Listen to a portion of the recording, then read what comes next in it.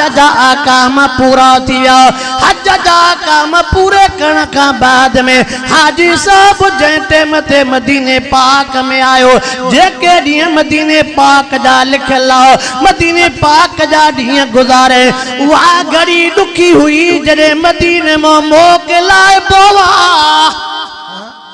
हे भी तो तजुर्बो कयो हुंदो, जै टाइम ते मक्के पाक पहुचंदो आ बार बच्चा भी विसरी वेंदा थी, पोटे ज़मीन कारोबार भी विसरी वेंदी थी। निंड में भी तुझे अखियुनि जे साम्हूं बैतुल्लाह हुंदो आ, निंड में भी तुझे साम्हूं बैतुल्लाह जा तवाफ जा चक्कर हुंदा, निंड में भी आबे ज़मज़म पीअंदो आ। वरी जो सभई दर्द खणी ईंदे मदीने पाक में त सुभान अल्लाह। बुजुर्गन लिखियो आ मक्के पाक में हुजे न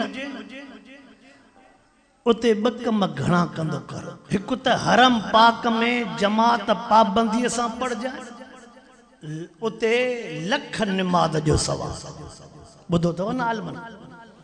ॿियो जेतिरो वणई तवाफ कर, छो त निमाज़ ॿिए हंधि भी पढ़ी सघे तो, पर तवाफ फ़क़त जै टाइम ते तूं बैतुल्लाह जो तवाफ करे न, पोइ कॾहिं तस्वर में भी हलियो ईंदो कर, कॾहिं मूमल जे माड़ीअ जा ख्याल छॾे करे ईअं सम्झंदो कर यार वेठो आ पयो तो चरन वांगुरु चक्कर ॾियां।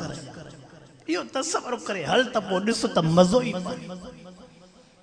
अल्लाह अकबर। जै टाइम ते हाजी साहब मदीने पाक जा दिहाड़ा पूरा करे, आखिरी जै टाइम ते मोकिलाइण वारो रोज़े पाक जे साम्हूं भी करे रियाजुल जन्नत में बीठो आ। पंहिंजा दोस्त अहबाब जेके अजीब लफ़्ज़ ॿुधनि था, चए थो अस्सलातु वस्सलामु अलैक या रसूल अल्लाह भी पढ़े थो पियो।